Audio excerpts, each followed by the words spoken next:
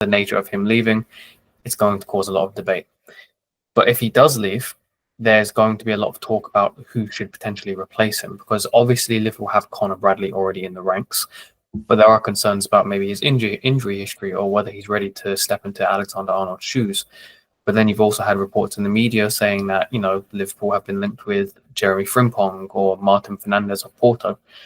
Do you read into any of that? Do you think that there's any viable links there? And if not them, do you see anyone else who could potentially come into the club? I'm slightly sceptical about the Frimpong links, I have to say. I mean, he's a right wing back who is very much in the winger mould, not a traditional right back in any sense. And Liverpool do use a back four. They will be using a back four next season. So I'm not particularly convinced by the Frimpong links. And I think it's just a kind of convenient one on the basis that, he's ostensibly a right back who plays for a big team. He's available for a decent amount of money, and maybe that's who you'd look to. But I just don't think he's a particularly good fit for what Liverpool wanted. And to be honest, personally, my view is that I would like them to turn Conor Bradley into the first choice right back. I think he is good enough. Look, he can't pass the ball like Trent. He can't dominate games from right back like Trent. But that is also true of every single candidate that we're hearing touted to come in as the big signing to replace Trent. Nobody does what he does. He's unique in world football. So what you are going to get as his replacement is an orthodox right back. Now, if that's what you're looking at, then you've got an incredible orthodox right back who has come through your academy, has shown every time he's played that he's good enough.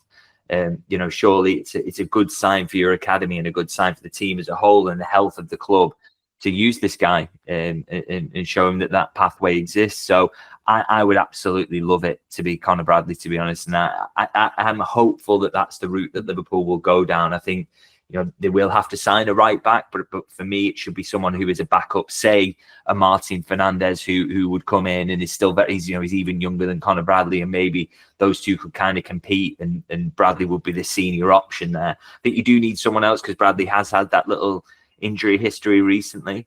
But for me, I would love to see Conor Bradley used in that right back role next season, and I think he'll play it in a very, very different way. But it won't be the same as someone dominating games from right back.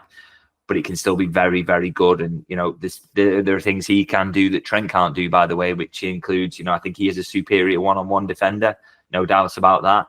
And I also think these powerful runs he makes in central areas, we've seen that a few times this season. I think his role in turning around that Real Madrid game, really, and coming into kind of number 9 positions, that was absolutely massive to Liverpool winning that game. And I think of the assist he gets against Tottenham in the League Cup, again coming into a central area, powerful run, the goal against Chelsea last season. He's got something a bit different to Trent, and it may not be, he won't do it the same way, but that doesn't mean it has to be worse for the overall team. I think he's a massive talent, so I personally want him to be first choice right back next season. But if he can play like he did against Chelsea when he scored that goal, then I'm sure that we'll all love him in the team. But I did also want to say, do you think that, because you mentioned there about how unique Trent's profile is, and obviously there isn't a fullback on the market who is currently known to us who has his passing range. What sort of damage do you think Trent's exit from the team could do to the squad next season? And I know Bradley's really talented, but it might take him a while to develop into the player that Trent is in terms of maybe impact on the team. So what sort of damage would Trent's exit do?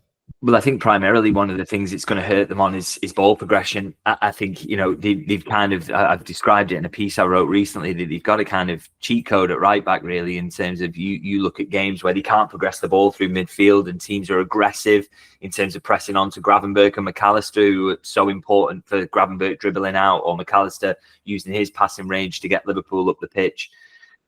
Liverpool really struggle in games where that, or can struggle in games where that happens because they can't get the ball up the pitch. And then all of a sudden what they do is they filter it out to the right back, who can ping diagonals, can get the ball in behind, can do all that. And all of a sudden they're up the pitch. And I think the best examples I can think of, really, of where you saw this kind of spelled out is, you look at the cup final against Newcastle, Quansah at right back. I think Liverpool would have been better with Bradley there, but equally I still think they would have had issues with ball progression because Trent is so important and their midfield was getting so pressed on. And then I think about the derby at Goodison Park as well. Again, Trent isn't in the team that day. Liverpool cannot get the ball forward. He comes on for the final half an hour, and that for me was the best period Liverpool had in that game. All of a sudden, they could pass through the lines. They kept finding a way out because Everton's press, it couldn't cover the two holding midfielders and Trent at right back. So I think that's going to cause them issues, and that's something to kind of keep an eye on going into next season, something they have to really think about. But for me, you can't mitigate that by signing a right back who does what Trent does, because as we said, it doesn't exist. So what, for me, they have to do is find those passes from elsewhere, and whether that is in the midfield profile that they sign, and we do think they'll bolster in that area. They find another pure passer they can get in there. Whether the left back they sign is progressive, could that be Kirkes with his dribbling? And because we've seen Andy Robertson's dribbling numbers kind of drop down in terms of progressive carries over his Liverpool career. That's coming down. Can you get more progressive carries in the new left back he signed? Can you get a number 9 profile who is physical and allows you in those games to just hoof the ball up the pitch and get you out in the way that a Didier Drogba could? These are all the things you've got to think about. But ball progression for me is the biggest concern about this, and they have to find a way of mitigating that loss. And that's a big test this summer.